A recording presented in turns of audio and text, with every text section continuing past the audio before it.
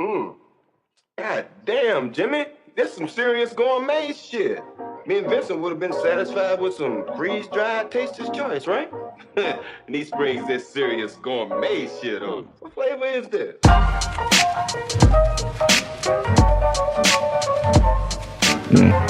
Welcome, ladies and gentlemen, to episode 14 of Tomorrow's Fights podcast, where we bring you the best analysis around through the eyes of various martial arts backgrounds. I'm your host, Matthew Catalano. My experience is in Brazilian Jiu-Jitsu.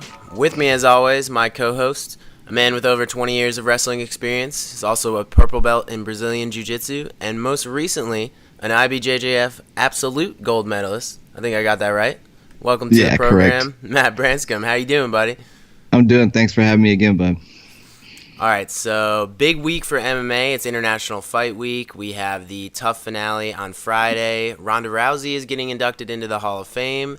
And, of course, what we're here to talk about, UFC 226 on Saturday. How are you feeling about this card? This is a great card. Looking through it, I get more and more excited about it. I wouldn't say the prelims are as stacked as what the last one was, but the main card has, it's going to have some knockouts. It's got, two great champions defending their titles. I'm excited all the way around for this thing. Yeah, I think this is a great card. Likewise with UFC 225, coming off back-to-back quality pay-per-views. The thing I like about this main card, though, is that I feel sequentially more excited for each fight as it goes up. Like, the top two fights are the best fights on the card. Yeah. And it always kind of takes some luster off when I'm more excited for the second or third fight than I am for the main event, and that's not the case here. I'm ecstatic for DC, Miocic, and Ortega, Max Holloway. Yeah, I think both of these main, the co-main and the main event, both of them could be main events on their own. Both of the fights, what makes them interesting is, and we'll get into it more later, but it's either fighter could win in either of those matches. I mean, It's kind of it's I don't know what the odds are, but in my mind, it's kind of a pick 'em for both fights. Yeah. Okay, that being said, let's jump right into our first segment, the prelims. So in the interest of time, we are not going to go through every single prelim, but we will each give our picks for the breakout fighter of the night. That's somebody on the prelim that with a win could go on to do something big. We'll give our picks for the most intriguing fight on the prelims. That's whatever on the undercard you're looking forward to the most. And then we'll give our picks for pink slip fighter on the night. That's somebody who is at risk of getting cut with a loss. So I'm going to start us off with the obvious one, with most intriguing fight of the night. And I'm just going to say right away, the top billing on Fox Sports 1, Paulo Costa, Uriah Hall. I mean, Paulo Costa, he's everything we wanted Hector Lombard to be. He does not pass the eye test. He looks like he shops at the same grocery store as Yoel Romero. I mean, he's just never been out of the second round. It looks like an absolute whirlwind of destruction. And I think Uriah Hall is the perfect opponent for him to just mentally crumble and physically as well. I hate to say that about Uriah Hall, but... Though I don't have this as my most interesting fight of the prelims, I do have Paulo Costa, obviously, as my breakout fighter. I mean, in his last fight, he knocked out Johnny Hendricks. I don't know if Johnny was in the top 10 when he did that. But I do know that Uriah Hall is a number 9 fighter. He's ranked number 10. So this will be, second big name to add to that list of long string of knockouts and one submission win. This is the one that's going to put him up there where it's time to put him on the main card of everyone and see where he's at, see where else he's, where he can go from here. And just to touch on the odds for this one, Paulo Costa is minus 450. Good goodness gracious! So they're really thinking that Uriah Hall's going to fold in this one, which he's done in big fights. I mean, his biggest win, of course, is going to be against Gegard Mousasi, and that was kind of a Hail Mary out of the blue, out of nowhere, spinning back kick that Mousasi happened to be ducking into, and he knocked him out cold, and then comes out the very next fight and gets stomped, starched by him the next go around. I mean, that's going to be Uriah Hall's best win forever. Right. Yeah. I hate to say that, but that's your ceiling right there. Yeah, but you know, if we want to roll right into breakout fighter there, you know, for me, Paulo Costa is that guy. So yeah, that was mine too, unfortunately, for lack of dissension. So if we want to take it from there into most interesting fight for me, it's going to be Paul Felder versus Mike Perry. All right. And mainly just because of kind of all the things that surround this fight for me. You know, we got Mike Perry coming off of 2 losses. You know, they started stepping him up in competition, and he seemed to fall short. He's moved his camp over to Wink John now. There was a very public, loss of a girlfriend that was a big and a corner woman. And a corner woman. That's what I was going to say, a big staple in his corner. Yes, okay. And things for the like best that she's gone. And then, interesting on the Felder side, and I just cut this out of Wikipedia here, and I'm gonna just kind of read from it and let you know what Paul Felder's last couple months have been like. Okay, so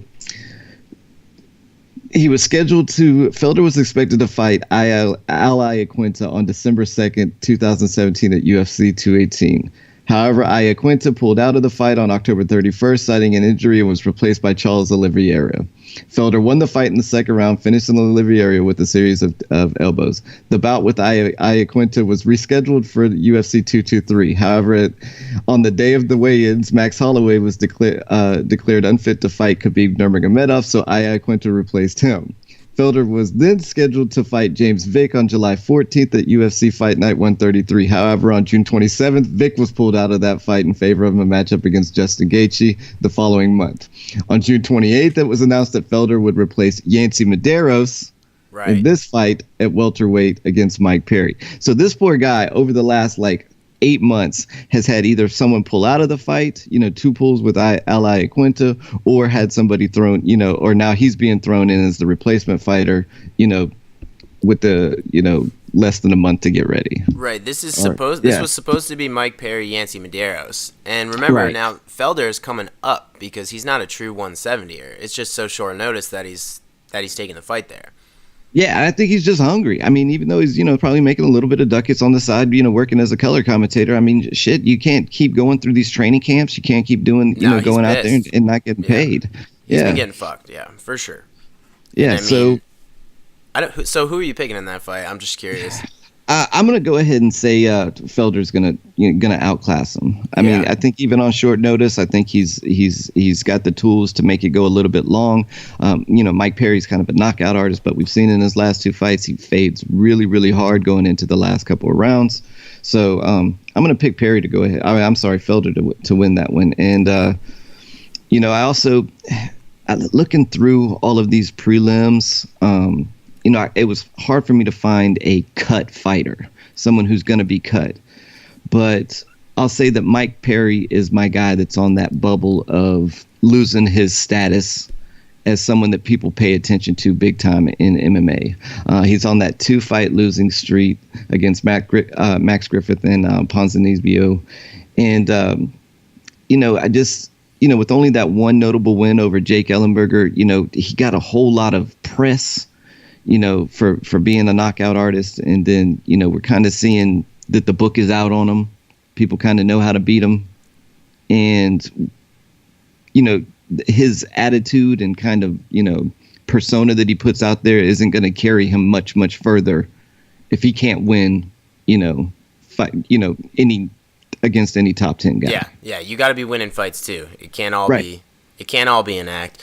My problem with Mike Perry, man, is he just doesn't throw combinations.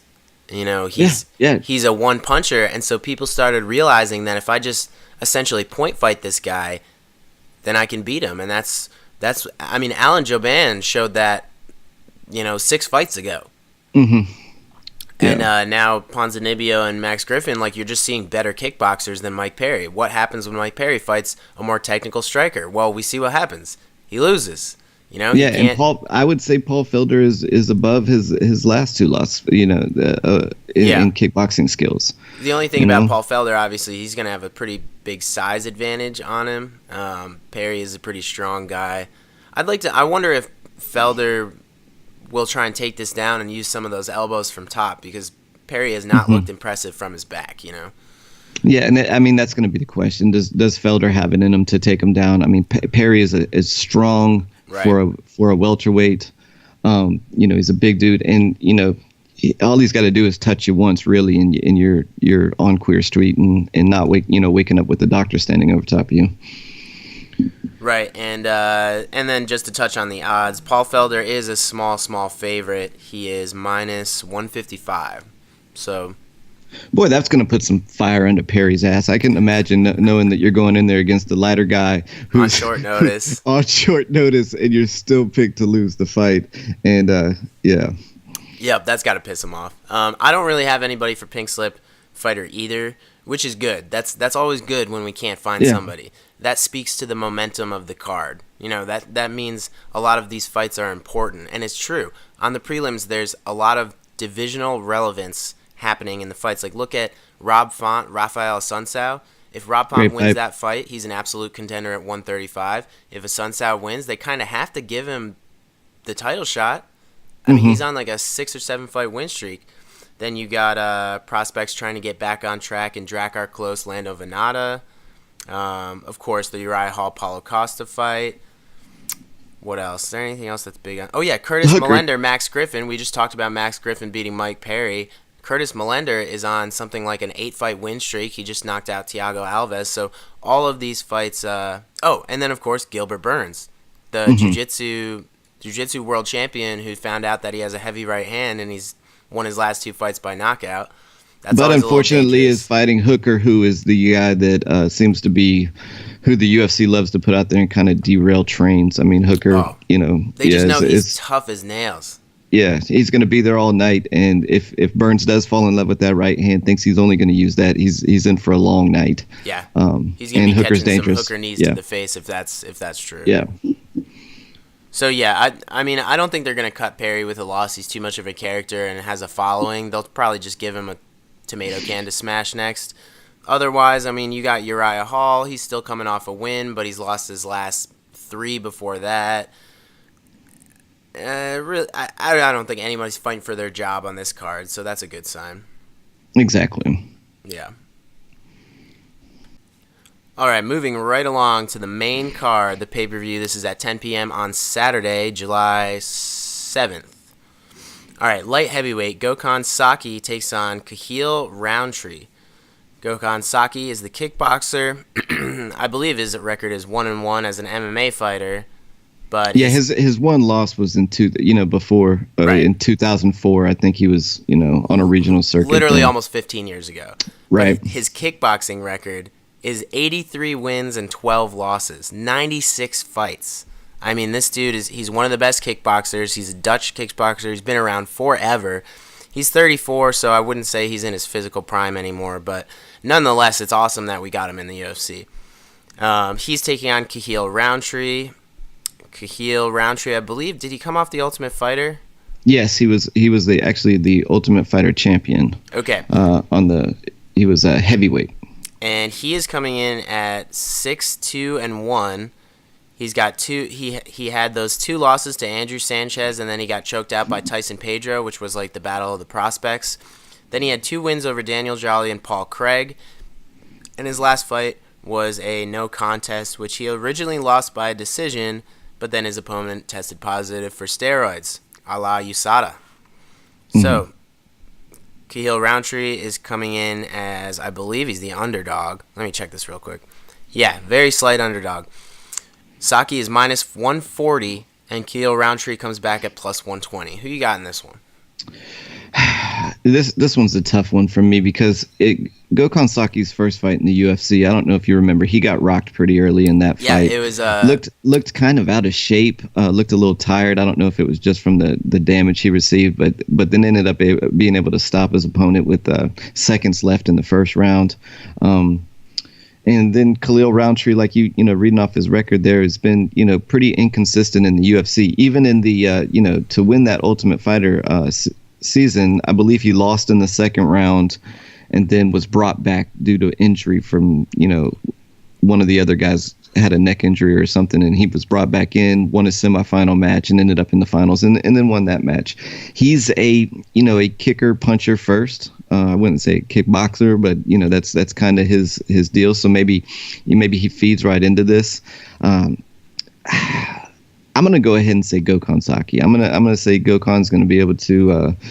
That Khalil Rountree's gonna kind of want to stand with them. I don't think his takedowns are good enough to get someone with that good of a base off of their feet. They're gonna stand there and trade, and Saki's gonna be able to maybe pick him apart, knock him out.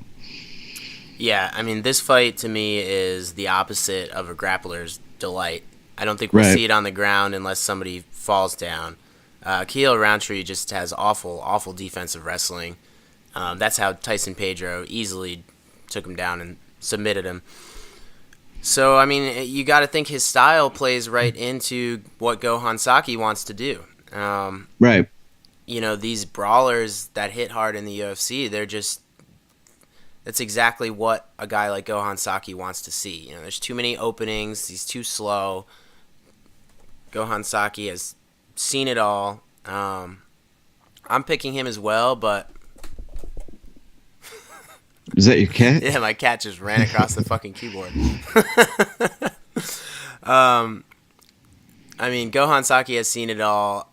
I don't expect him to lose a striking match in the UFC. Like, I think we'll see him get outworked and outgrappled at some point. He definitely did look not in the best shape for that fight against Henrique da Silva, like you said. I could have sworn he was talking about an injury there. I thought he had something going on where he couldn't do a full camp, or like he couldn't cut weight right. I can't remember, but he gave an excuse for why he kind of looked like shit. Can't remember what it was, but let's assume that he's healthy and he had a full training camp.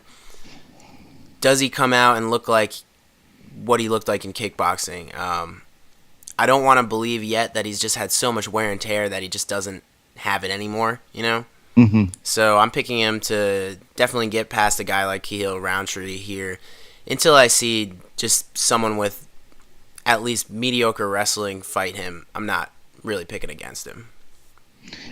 Just so we're clear about this, everyone, I just want to remind y'all that this is the second UFC pay-per-view in a row brought to you by someone with only one fight in the UFC to start it off. Okay, at least he's had a professional win? Kickboxing background. This isn't CM Punk status.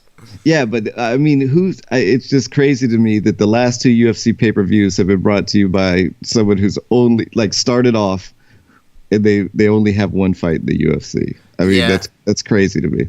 I mean, there's a lot of other guys they could have put in this spot from the prelims. Like, there's a lot of good prelims they could have slid in here. So I'm thinking they just this is going to be an exciting fight. Yes, I think totally that this was put here because this is the curtain jerker. This is to start it off, and they believe somebody's going to sleep, whether it be Gokhan Saki getting knocked out because he's not used to those little 4-ounce gloves, or whether it's Rountree because he decides that he can slang and bang with somebody who's had 97, 96 pro kickboxing bouts and ends up getting put up against the fence and tooled up like the last guy. Yeah. I think they want to start it off with something exciting, and I think at the very least they're going to get it here. So, All right, we're both picking Saki. All right, moving on. In the lightweight division, this fight has been rescheduled a few times. This was one of the victims of the Conor McGregor-Dolly incident.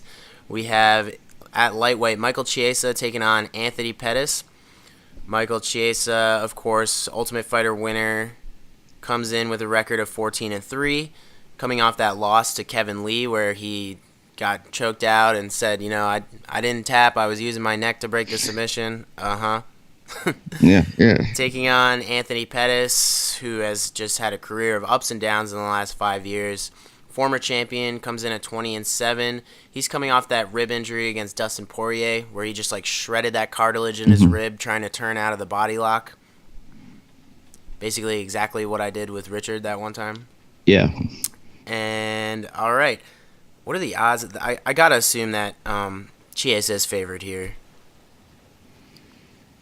Yeah, I mean... He's a small minus 160 favorite, and Anthony Pettis comes back at plus 130. So we've actually already broken down this fight for UFC 223. I believe we both picked Chiesa. Have you changed that tune at all, or do you feel the same about that?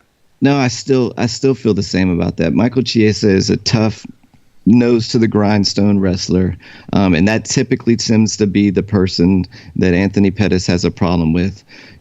Again, just restating this, like I said, we broke this down before, but Pettis has lost 5 of his last 7.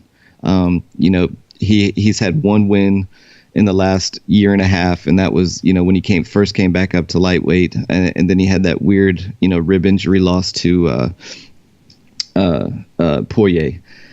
I just think that this is the style that beats Pettis. And, like we said earlier, that the book is out on Mike Perry. I think this is the book that they got out on Pettis. If you rough him up, you get him up against the fence, you grind on him a little bit, and he starts to fold at the end of the first, second, it starts to go down, and then third and fourth, you got it. Chiesa, he relies heavily on his subs, and we know that that Pettis is is also very good with his submissions. But I think Michael's able to pull this one off. I think he's able to grind him out and make it an ugly, tough wrestling match and beat Pettis, maybe even finishing him. Yeah, this fight to me is when Chiesa gets to Pettis' back, which will happen because Pettis gives his back up in basically every fight. Can he finish him there? Or can Pettis accumulate enough damage throughout 3 rounds on Michael Chiesa to hurt him bad enough to either win rounds or get him out of there? And or suppose the other scenario is he doesn't finish him, but he's in dominant positions for so long that Chiesa takes a decision handily. And it's just like you said, these style fights, you can't pick that Pettis avenue anymore because he hasn't shown it. He hasn't shown that devastating striking. We talked about this before, but I think it's an athletic decline thing. And I think his knees are shot. So he doesn't have that lightning quick counter. He had those wins over Ben Henderson and Gilbert Melendez where he submitted them, but the wins where he was hurting people with strikes, like the Joe Lozon fight, he had this snap to him that's just not there anymore. And I think he's still trying to find a game to adapt to with a less athletic version of himself, and he just doesn't have it yet. And so a guy like Chiesa is, again, he's going to be trying to defensive wrestle. This has been a problem for him his whole career.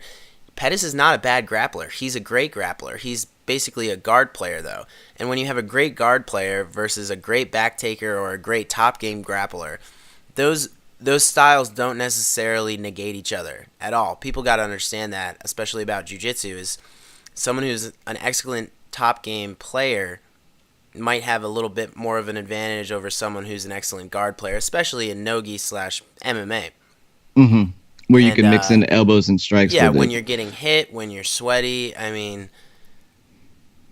It's just, I think it's asking too much for Pettis to fend off Chiesa in this fight. So I'm picking Chiesa, but boy, would I love to see Pettis do something wild here. I've just been waiting for it to happen for years again now. I can't pick fights based on hopes and dreams. So.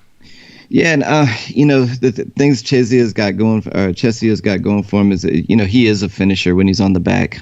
He's got, I don't know how many rear naked choke finishes. Once he gets back there, he's got a squeeze on him. Mm-hmm. He trains out of alpha male. So if he gets a hold of your neck in any sense, he's used to training with gorillas every single day, and they're squeezing on each other. So he's got that. But the bad thing for him is that he really has not won a marquee match since Ally Aquinta when he won his season of Tough. I don't know if y'all remember this, but he was, a Tough champion. In that season, his father passed away at the very beginning of the season, and he ended up coming back and winning the whole thing. Yep, that's right. He's a tough dude. Oregon, comes out of Oregon. Oregon has great high school wrestling. That's where you got to start, maybe Washington. Maybe it's either Oregon or Washington, both of them, tough. But like I said, he's not had that marquee win in the UFC that has put him out there. His 2 big losses were to Joe Lozon. I'm sorry, 3 losses: Masvidal, Lozon, and Lee in that last fight. So he needs. I forgot he lost to Lozon. That's right. Yeah, so he needs a name on his record to be up there in the mix. So hopefully he gets it against Anthony Pettis, or like you said, hopefully Anthony shows us, that he's got a little bit of his mojo back, got some confidence back, and is able to, use that crazy Taekwondo style and off your back, good jiu-jitsu to win a fight. So yeah. So all right, well, we're both picking Michael Chiesa here to get to the back, score points, possibly finish. Got to give it to Anthony Pettis, though. He's never been finished by rear naked choke. He is tough to submit. Has he ever been submitted, actually? Hold on. I don't think he's ever been submitted. Nope. Never. Yeah. He's a tough guy to finish, man. Yeah, his confidence, I think, like you said, a decline in athletic ability over the years with busted up knees at 31, and also his confidence level has made it to where he's, going out there and not looking like all of himself, Yeah. Okay. So we're both picking Chiesa, who's a slight favorite to beat Anthony Pettis at lightweight. And then probably call somebody out in that just absolute gauntlet of a mess at 155. Mm-hmm. All right, moving on. In the middle of the card, this is a fun one. At heavyweight, Francis Ngannou taking on Derek Lewis. Ngannou, of course, coming off that loss against Stipe Miocic. He's coming in with a record of 11-2, taking on Derek Lewis, who comes in off that win over Marcin Tybura, comes in with a record of 19-5. I mean, both these guys are tipping the scales at 265, absolutely massive. Lewis is considered a bit more of a brawler than Ngannou, but generally both of their strategies are to keep it on the feet. What do you think about this fight? I think it's interesting. I don't know if it was the last card that we talked about this a lot, but normally this third fight right before the main event thing normally is kind of your snoozer. Yeah, or it seems like slip it in there. Yeah, they try to, it's almost like a filler fight, and you're kind of left with a little bit of a hangover because everybody, kind of just doesn't pay attention to it. This is a great one. This one, I mean, somebody is going to sleep in this fight. I don't think there's any chance that this sees, I would even say, the end of the second round. Ngannou is a straight up knockout artist. He has 8 first round finishes. Most of them highlight real knockouts. I mean, I think what was the last hook knockout? Overeem. Overeem knockout was knockout of the year 2017. Awful knockout. I mean, looked like he murdered him in the ring. And the bad thing for Lewis is we've seen him get knocked out before. We've seen Mark Hunt, put him away. I don't see Derek Lewis winning this one. If there is a blueprint or a plan to beat Francis Ngannou, we saw it in the last fight, and that was to get him on the ground, wear him out, stay out of range, close the distance, take him down, wear him out a little bit, and then have your way with them. Derek Lewis ain't following that game plan. Derek Lewis isn't setting up throwing a jab or something out there to get you thinking, and then setting up a sweet double, putting you on your back and holding you down for a little bit. Holding you down in a sweet wrestle ride and doing all the right things there. Yeah, I don't see that happening. Derek Lewis is going to, pull his shorts up, bite down on his mouthpiece, and start swinging at your head. And why has he got to pull his shorts up if he's just going to not wrestle? You've got to pull your shorts up to get ready to knuckle up. Though. If you're not wrestling, why you got to pull your shorts up? Yeah, but we even saw him get knocked out by Sean Jordan. We saw, yeah, that was a long time ago, though. I don't give. What is the odds on this one? Because I don't. Ngannou should be a little bit of a favorite. Let me see. Holy shit! A little more than I thought. All right, Ngannou is minus 380. Yeah, so that's more than I thought. That's a little. Yeah. That's a little much for heavyweights, man. anything can happen. Derek Lewis could go out there and, walk through some winging shots and be okay and maybe land one of his own. But I think Ngannou's the more polished fighter, which is funny because I think he's been in much less fights than him and much shorter career than Derek Lewis. But yeah, I'm putting all my money on Ngannou. Yeah. All right. So the question that I have about this fight, or the piece of information that I'm going to be looking for while it happens, and unfortunately I think the answer doesn't matter, but will Derek Lewis wrestle? So we have seen him on top of guys, and he's not the best wrestler and certainly not the best grappler, but he is so strong and devastating from top that if he punches you through a guard, you're dead. We saw that with Damian Grabowski, who's that fairly competent Polish grappler who's usually very confident on his back. He almost pulled guard against Derek Lewis, and Derek Lewis just ate him for lunch right through his guard. You can't take shots like that from somebody like Derek Lewis. The problem I have with that route to victory for him is he's not a good wrestler. He's not Stipe Miocic, like you said. He's not going to jab, double leg. Even if he tries to body Ngannou coming in and maybe get some double unders on him or something against the fence. Like we saw a much better wrestler fail at that in Curtis Blades. Even a more green Curtis Blades, Francis Ngannou was able to at least deter him a little bit and hurt him bad enough coming in to stop the fight. It was on a cut, but still, point was standing. So the other piece of information there is you got to assume that Ngannou's whole camp and whole lessons learned from the Stipe fight was to work on their grappling, right? You would assume. I mean, let's be clear. Ngannou is a white belt as much as they come on the ground. I mean, he just a complete failure to locate underhooks and half guard, just not understanding how to stand back up. Like, he's got a ton of work to do there. But he's athletic enough to stop it from getting there with somebody like Derek Lewis. And if that happens, then Lewis is going to get hurt coming in, regardless of whether he's trying to wrestle or not.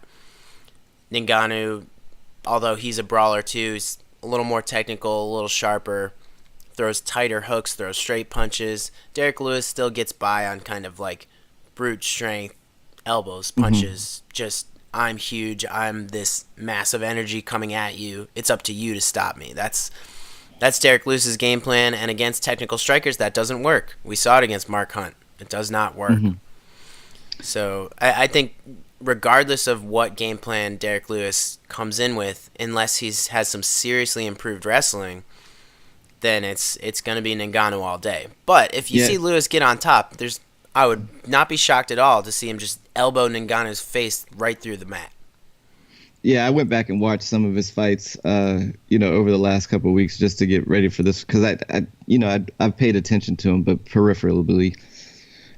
But for his wrestling, I had just wrote great get up ability because that's about. I mean, it seemed like anytime he wanted to get up, he would just stand up. Yes. He'd get under Roy Nelson. I mean, he would be under there getting smashed, and then he bench pressed Roy Nelson off him, and just decide, okay, now it's time for me to get up, using no skill whatsoever, just rolled and said, there's people like that. This guy's just got that strength, and that's what it feels like. Yeah, that's what it feels like to roll with somebody 100 pounds heavier than you.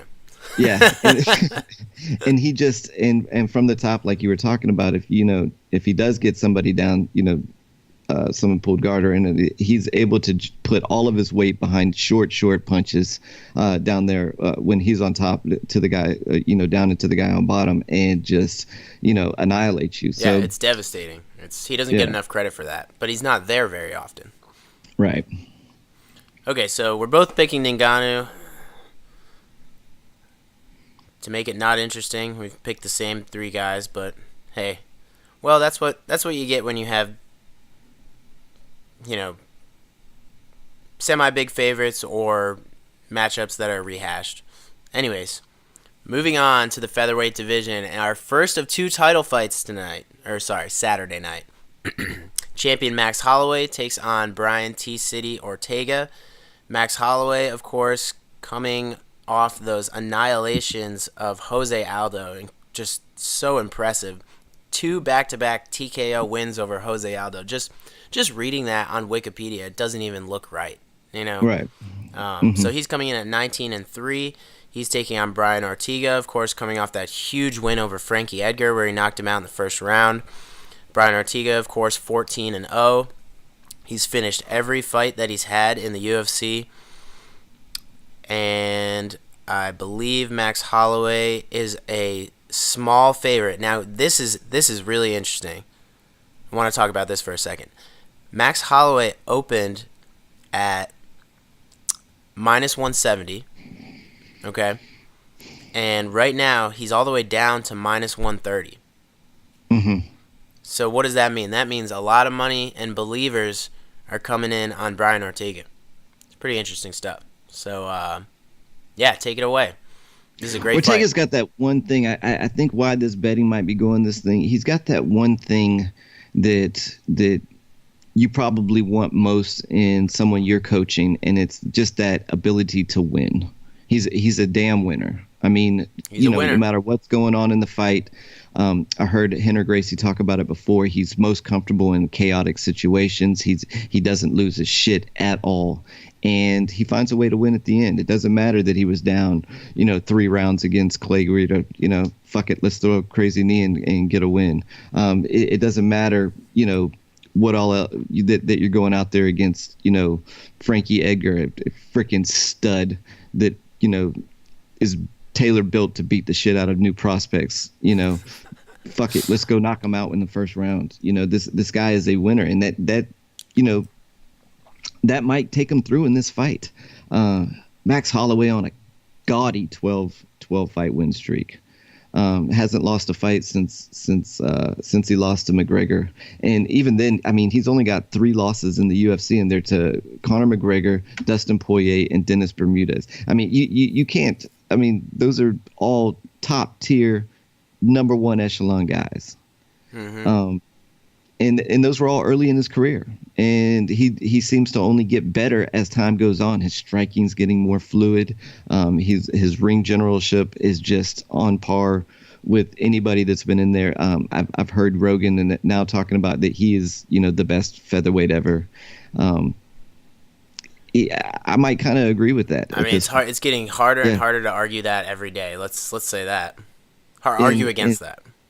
I agree now with the odds better with it being a 130 though. I think it's that close. I might give Holloway the edge just because he's the defending champ.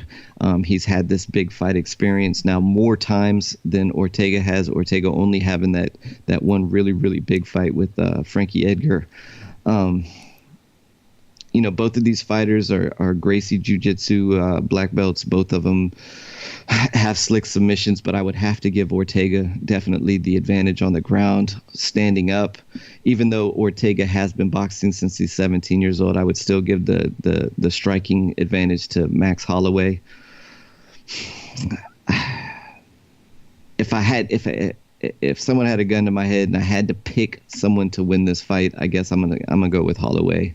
Mm-hmm. Like I said, I think he's going to be able to, outstrike him. But good God, if Brian Ortega gets his hands around you in anywhere, if he gets a hold of you, I mean, it's going to be chain submission after chain submission. You're going to be fighting for your life, and you have a good chance of going to damn sleep, whether you're standing up or not. It doesn't matter. Yeah, it was funny. I was reading on the just like the general discussion on the mixed martial arts subreddit, and people were talking about the Cub Swanson fight, the Cub Swanson versus Ortega fight, where I guess Cub in an interview said, like, in that guillotine, he felt like he was going to die. Yeah. With Brian Ortega, and people were basically like, what is the difference between, like, someone who's really good at that, like Ortega, and someone who's not? Like, I don't understand. And it's just the instant application of it. A guillotine is a carotid artery choke, and you feel people like working for it. Maybe you have time to work out of it, or time for them to cinch it in tighter. You can fight around for like 8 or 9 or 10 seconds. With people who are good at that, like Brian Ortega, it is instant, and it's so impressive when it's a blood choke that's instant, because usually you have to work into that.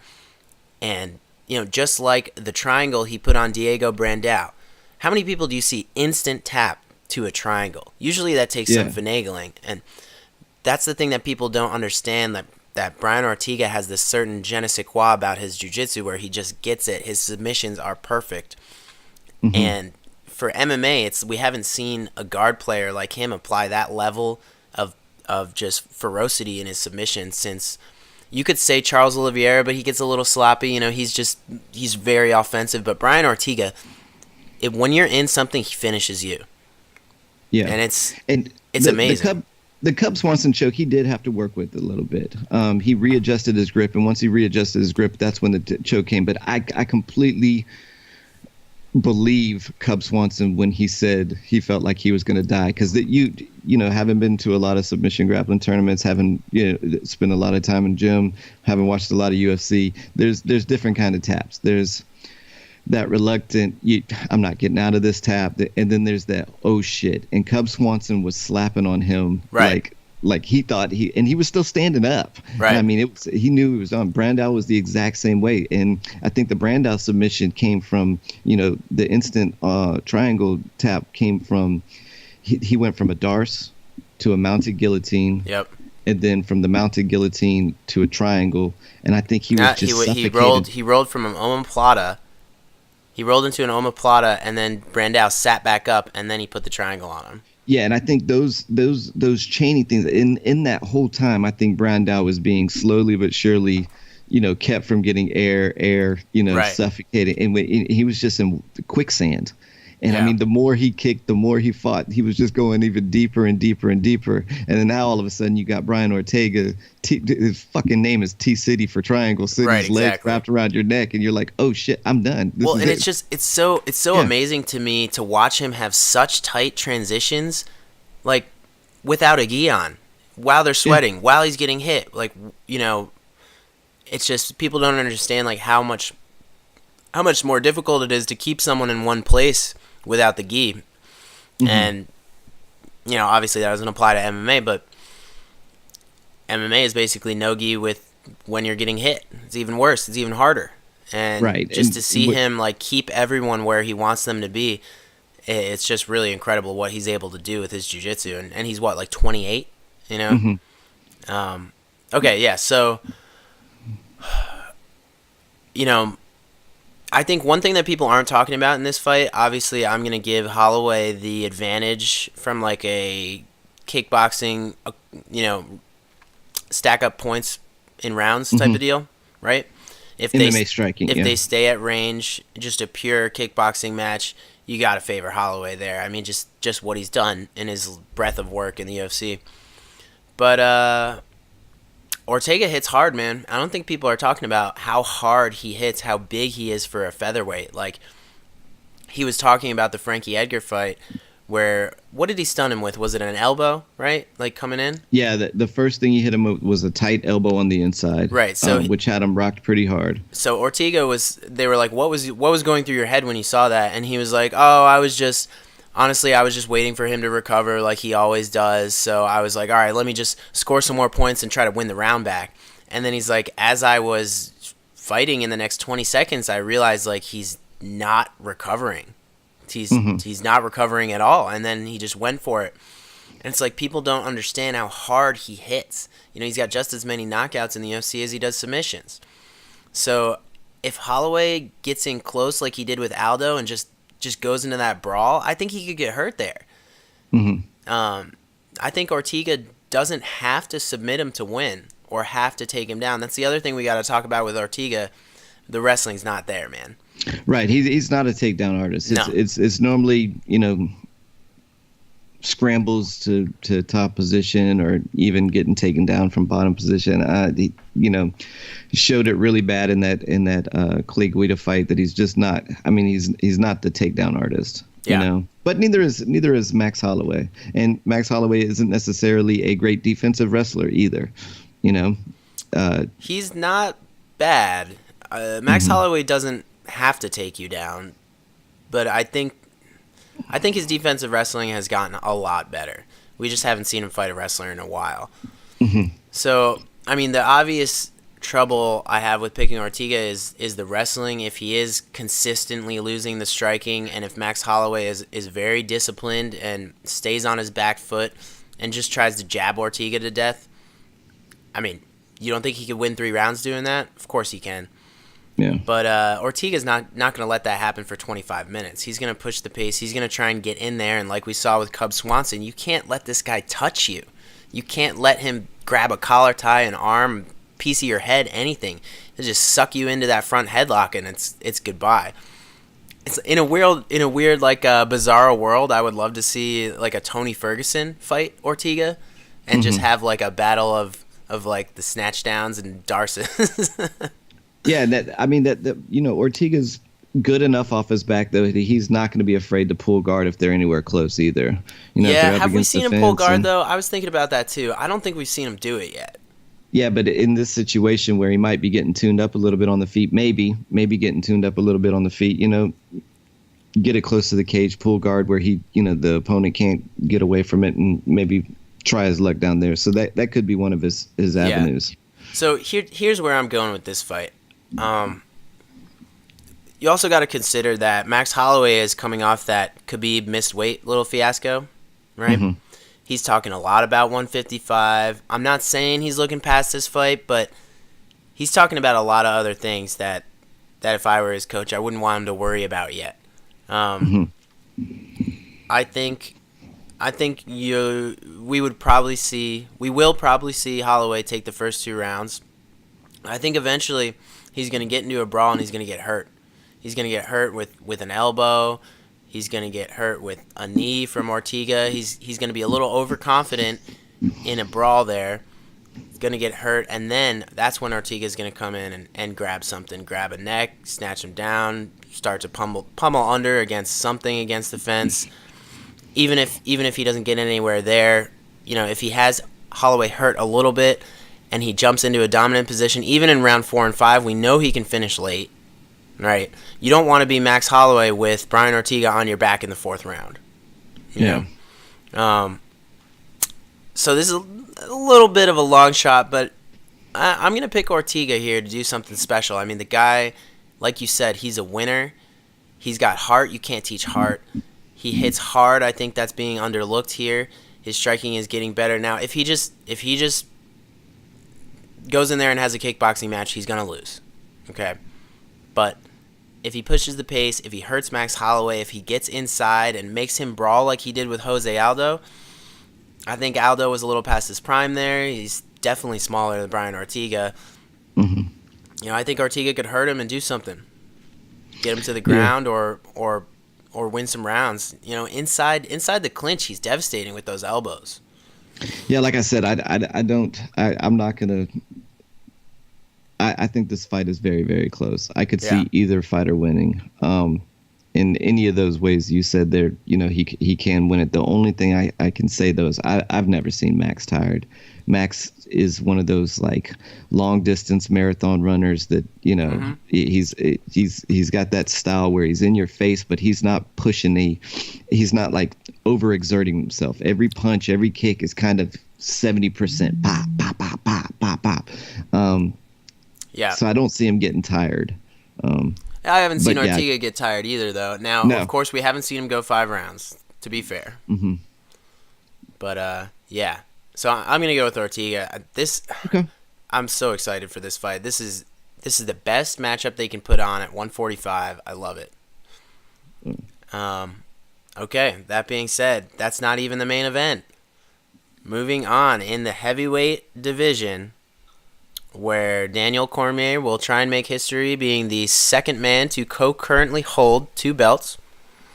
We have the heavyweight champ Stipe Miocic taking on the light heavyweight champion Daniel Cormier. Stipe comes in with a record of 18-2, most recently decisioning Francis Ngannou. We talked about that. Daniel Cormier, moving up from 205, comes in with a record of 21-1. Most recently TKOing Volkan Ozdemir. So remember, Cormier is coming up to heavyweight. Back up. Yeah, he was there to start his career. And Stipe is the fairly heavy favorite at -265. Daniel Cormier coming back at +205. First question, what do you think Cormier is going to weigh here? I think he's going to probably be somewhere in that, if I had to guess, 240 range. I think that's You think he's going to be that big? I was thinking like 235. I think he'll be, okay, I'll say 230 to 240 range, somewhere in there. I think for his early heavyweight days, he was like 238, something like that. Yeah, so that's, I mean, for me, that's where I see him coming in at. I think that's where he's in shape but comfortable. You know, he's not cutting weight. He's not coming down. One thing that I had forgotten about, I knew, you know, of course, I knew that he won the Strikeforce Heavyweight Grand Prix Championship. Yep. I forgot that he started in the UFC as a heavyweight as well. He fought Frank Mir and Roy Nelson for his first two fights in the UFC. I don't know why I thought as soon as he came over, because Kane was already there, that he'd started out at light heavyweight. But no, he actually started his UFC career as a heavyweight as well. This fight right here is, you know, we could say is for the baddest man on the planet other than John Jones. Well, I don't think he's qualified to run in that discussion. Yeah, other than John Jones. If you want to say who's the baddest guy out there right now other than John Jones, this is the fight. Stipe Miocic, you know, big heavyweight, super athletic, played, you know, college baseball. He's got good hands, got good wrestling. But I think the thing that pulls him through in most of his fights is his athleticism. You know, I wouldn't say he's the best puncher, you know, in the heavyweight division. I wouldn't say he's the best wrestler in the heavyweight division. You know, with his 3-fight win streak, you know, making him the longest reigning heavyweight champ, I mean, it does say something, but 3 fights is still only 3 fights, right? I mean, you know, we see other champs in other divisions go on to have 8, 10, 12 title defenses. So, well, he's not on a 3-fight win streak. He's on a 3 title defense. Yeah, 3 That's title what you mean, right? Streak. Yeah, 3 title defense streak. His win streak is 6 fights. Right. You know, he does have two knockout losses in the one knockout loss, 1 decision loss in the UFC. He got knocked out by Stefan Struve, and then he lost a 5-round decision to Junior Dos Santos, which he did avenge. Yeah, he avenged. But you know, that comes we'll also never see that Struve fight again. Yeah. Never. I know that he's the heavy favorite here. I know all the reasons people say that they think he's going to win this fight, because, you know, Stipe isn't just powerful. You know, he's got an 8-inch reach advantage, but he's very good inside. You know, his short punches are what normally knock you out. So, you know, someone like Daniel Cormier, who bulls himself in and does dirty boxing and grinds you out on the fence, maybe that's not the best thing for him, is, you know, if he gets hit with one of those very powerful short punches. I still think Daniel Cormier is going to be able to pull this one off. I think we've seen Stipe go 5 rounds twice before. In one of them, he looked like gassed and looked outclassed. The other one, he gassed the other guy and looked, you know, outclassed. And what we haven't seen is him get grinded on. We haven't seen him, you know, pushed up against the fence a la Cain Velasquez or Daniel Cormier style and just get hung on and dragged on and beat on. I don't know if he's going to be able to keep Daniel off of him. I think Daniel's the by far, you know, wrestling pedigree, the better wrestler. His hands also are pretty damn good. In that last Jones fight, even though he lost, I thought he was looking better on the feet than Jones up until the time that he got kicked. You know, the guy's a 2-time Olympian. I'm not picking against my boy Daniel Cormier in this one. And you asked me earlier on today whether or not he was going to be able to pick up Stipe. Yeah, I think he not only can he do it, he will do it. He'll pick him up over his head and drop him on it. All right, Branscombe, ride or die with your boy Cormier there. To the end. Yeah, I mean, damn, this is a fun fight. Very interesting too. The very first thing I think about when I look at this fight, where we talk about problems for Cormier here. Look, I know he's at a huge reach disadvantage. That's not going to be the problem. He's been dealing with that his entire heavyweight and light heavyweight career. The problem for me is, who's the best heavyweight wrestler that Daniel Cormier has fought? I would say Josh Barnett. Well, I mean, the best heavyweight grappler that he's fought. I mean, you got Mir in there, you got Josh Barnett in there. Probably Josh Barnett. Did he fight? Who was the last heavyweight champ before Stipe? Stipe knocked him out, caught him running in. Verdum? No. Yeah, he didn't fight Verdum in that Strikeforce heavyweight Grand Prix. Also Roy Nelson, black belt. Yeah. Grappler. I'm talking just like, let's just say just wrestling, just pure like defensive wrestling. It's probably Josh Barnett as I look over Cormier's. But the thing I know where you're going with this, and the only way I'm gonna say it before you get into it is I did not make a conclusion yet. Cain Velasquez every day in your room. That's true. Yeah, the fair. best heavyweight wrestler he's fought or fights. He fights every single day, and guess what? He's been back for this whole camp. Is Cain Velasquez. Yeah. So and whatever shadow of himself he is in currently. I'll let you say that to his face. Dude, I love Cain Velasquez, and I'm sad that we haven't seen him in so long. Anyways, yeah. So I mean, that's one of the first thoughts I have is, we've seen Daniel Cormier be successful at heavyweight before. This is not like he's jumping up there and trying something new for the first time, so that's great. But man, it's gonna be a little tougher for him to wrestle down Stipe, I think. We saw him have trouble with John Jones. Now, okay, that's John Jones, greatest fighter ever. I know. Mm-hmm. But the struggles are there. He doesn't just auto-wrestle everyone. And I don't think he's quite as confident in his ranged boxing game as he used to be when he was coming up. But a little bit of that is he's a little smarter now. He knows he can't get hit hard by these big guys, and he doesn't have the reach. He's always at a reach disadvantage. So what does he do? He turns that into a dirty boxing game in the clinch, which favors him. And then he tries to get you up against the fence, sucks in a leg, picks you up, dumps you over your head. He's not really a double leg guy. I don't think we usually ever see that from Cormier. It's more of grabbing some iteration of a single. He'll either run the pipe or just lift you up, like he did with Alexander Gustafsson, like he did with Josh Barnett, which was so insane. Remember that? He threw a head kick. He threw a head kick at Josh Barnett. Josh turns to block it. While his hands are up and he's not looking, DC just grabs his leg, picks him up, dumps him right on his back. I mean, his crotch lifts are insane.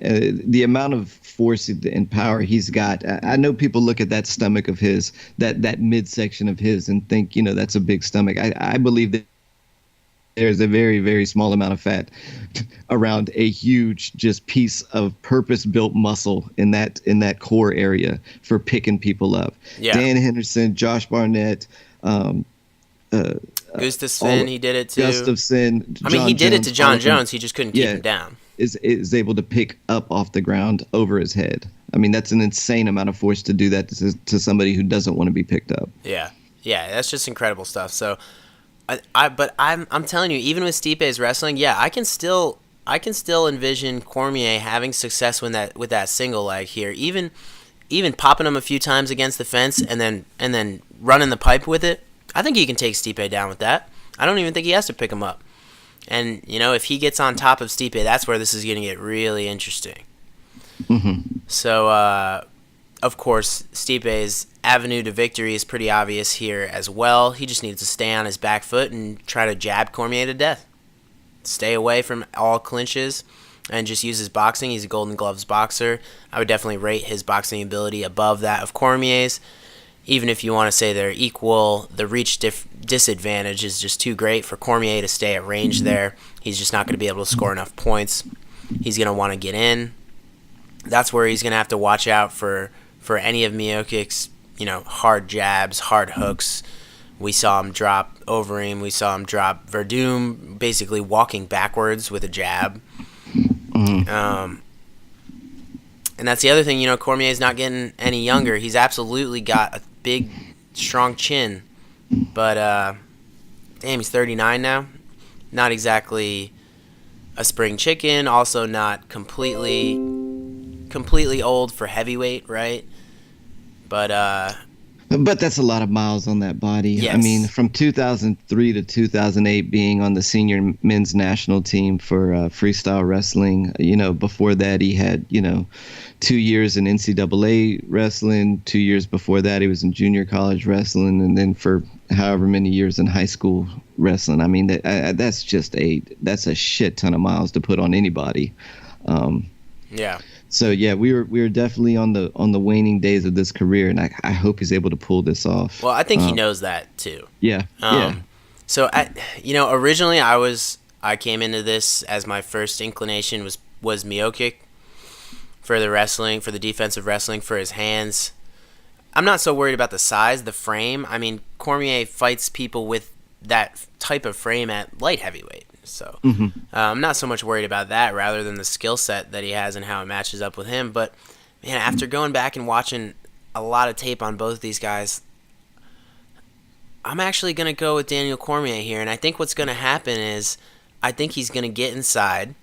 I think they're going to be against the fence, and he's going to be able to get the takedown. I think he's going to be able to get that takedown on Stipe, and Stipe is not going to be not going to want to be on the floor there.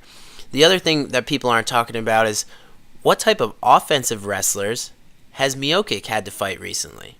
Pretty much nobody, right? He's in there with moderately athletic heavyweight strikers. Or you could say Verdum. Verdum has actually become a pretty decent single-leg wrestler at this point, but that never took place in the fight. He got knocked out too fast. So, I mean, Miocic he hasn't exactly been fending off good wrestlers recently either. So I see this fight going, Cormier is going to get inside with a little dirty boxing, then he's going to push him up against the fence, grab a single, run the pipe with it, and get on top. He's going to try to climb to his back, I bet. You might see Miocic take the risk of giving up his back to try and stand up there. Cormier is a lot smaller than him, just frame-wise. But we've seen Cormier get a couple rear naked chokes. He holds the back pretty well. Or he could sit in that wrestle ride position, just score points, hurt Miocic, get some elbows, knees to the body, punches to the face, just start to really wear Stipe down. I think this is going to turn into a dogfight, man. I really do. I mean, there's going to be grappling. It's going to be a grappling heavy fight pushed by Cormier, and I think he can get him out of there or win at least 3 rounds. So yeah, I'm picking Cormier too.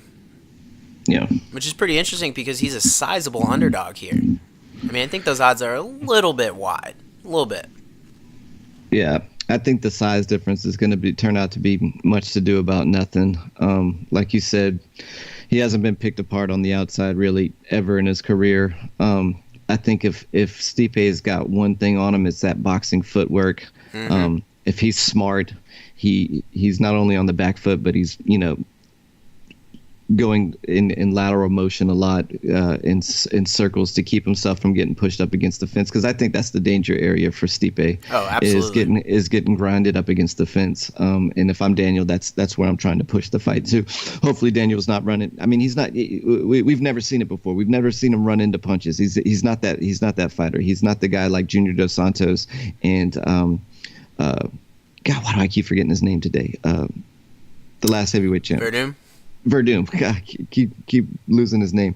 He's not gonna go rushing in like that. He's not gonna get caught like that. Right. The thing about Cormier is he can lose an outside striking battle, but he's smart enough to not put himself in those positions. Yeah. Right.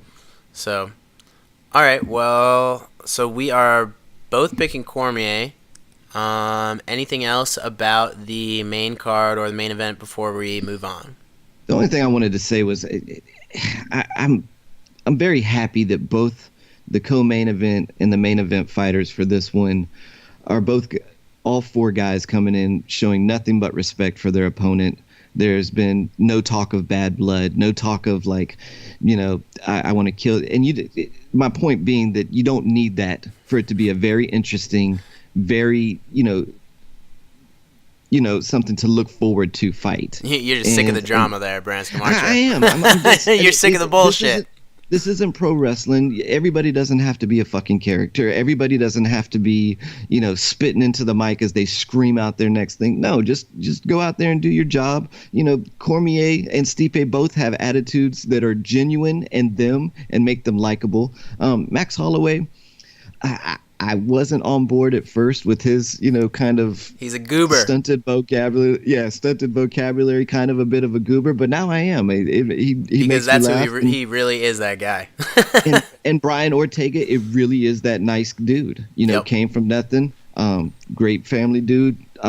Loves his team. Wants nothing but to put positivity back out in the world. And you know what? Shit, that makes me want to follow him. So Yep. I'm hoping other people out there see that there's sure there is the McGregor style. Sure there is the Mike Perry style. Sure there that's Colby one way to Covington. do it. The Colby Covington. There is that style out there that will get you attention. But you know what? There also is just being your fucking self, being a genuine good dude, and having respect for your opponents and going out there and making good fights. Yeah. That'll also get you, main eventing and co-main event and championship fucking fights. Yeah, well said. I mean, it is a breath of fresh air to not have that pageantry for UFC 226, I would say. All right, moving right along, let's get to some listener mail quick before we get to the rumors.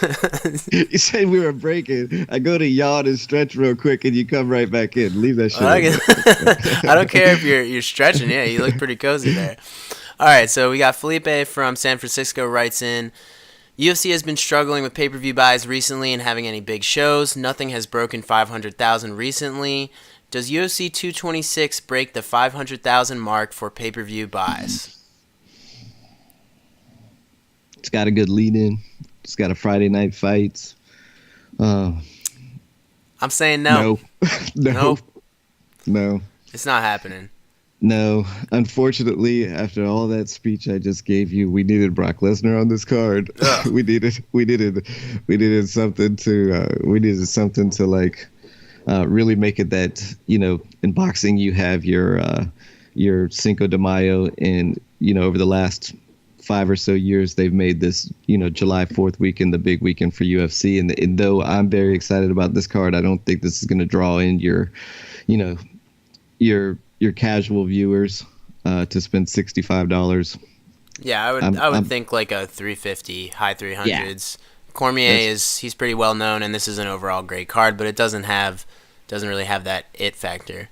That being said, though, don't mistake this for the UFC not doing well. Like, they're sort of changing their business model where they're just pumping out consistency. They're just pumping out shows. They're making money. They're moving away from the star platform where they need to sell big on pay-per-view. If they put on 13 pay-per-views a year and they all do 250,000, like, make no mistake, they're making money. They're fine with that. Mm-hmm. So it's just, I know a lot of fans think that, like, if each show is not 600,000 buys, that the UFC is going down, and that's just not the case. So, all right, Mike from New York writes in, Rob Font is taking on Rafael Assunção on the prelims. This is a big step up for Rob Font. I know he's been doing well after his knockout of Almeida. How do you see this fight going? Well, Rob Font, he fights out of Delagrati, I believe. Mm-hmm. He was on a pretty good win streak until he got guillotined by Pedro Munez, but Pedro Munez does that to everyone. So, and then he got right back on track with that knockout of Almeida, like the listener mail has said. So, boy, this is a tough fight for him, though. Rob Font's an aggressive boxer. Rafael Assunção is just tight and technical and good at everything. You saw him chew up that prospect, I think Matthew Lopez last time. He was a blue chip wrestling prospect. He just got swallowed by Assunção, And that's kind of where I see this going as well. I think Assunção is going to eat up Font pretty easily. I just think he brings too much to the table. He's also, only his last loss was to TJ Dillashaw. Yeah, and that was like 6 fights ago, right? Yeah, 3. Yeah, so no, unfortunately for Font, I think this is this is too big. Not too soon. He's been in the UFC for a while and he's had good wins, but I just think this is where the magic stops for him with a Sun Tzu. I don't think anyone was really beating a Sun Tzu until Dillashaw or Garbrandt, to be honest. Right. So, yeah. All right, that's all we got for listener mail. So let's quickly move along to our next segment, the rumors. I don't have anything huge for this, but just a couple things we can touch on. What do you think about the potential Conor McGregor-Khabib fight? There's been talks of it happening before 2018 ends. There's been talks of McGregor fighting, period, before 2018. But, I mean, that's 5 months away before the year ends. Is Conor McGregor fighting before December 31st? I think he probably will. He'll probably be somewhere in the October-November show. Not sure who they're going to find for him, but he's on a pretty big burn rate with his money. I think he's going to have to put that in there. I don't know. Yeah, I just don't think he comes back and fights Khabib right off the bat without having fought in 2 years. Like, that's not... I would say that's not a good decision for him. If I'm his manager. I mean, is just Conor McGregor going to listen to you when you say that? Probably not, but that's not who I would be itching to get back with. But then again, who else is he going to fight? What, is he going to come back to 155 and not fight for the belt? That's not a business decision that's going to happen either. So, I don't know. It's just kind of a mess that they let it get to this point.